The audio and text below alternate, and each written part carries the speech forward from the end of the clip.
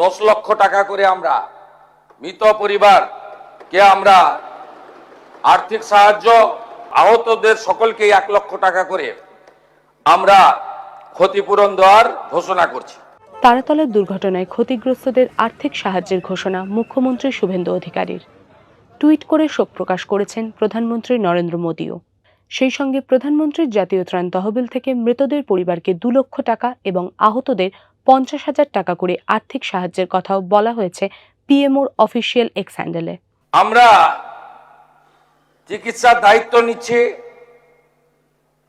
এবং আমরা ঘোষণা করছি রাজ্য সরকারের পক্ষ থেকে মৃতদের পরিবারকে, আবারও বলি, অর্থ দিয়ে মৃত্যুর ক্ষতিপূরণ হয় না, এটা স্বীকার করেও দায়িত্বশীল সরকার তার দায়িত্ব পালনের জন্য অঙ্গীকারবদ্ধ 10 লক্ষ টাকা করে আমরা মৃত পরিবারকে আমরা আর্থিক সাহায্য এবং গুরুতর আহতদেরকে আহতদের সকলকেই 1 লক্ষ টাকা করে আমরা ক্ষতিপূরণ দেওয়ার ঘোষণা করছি।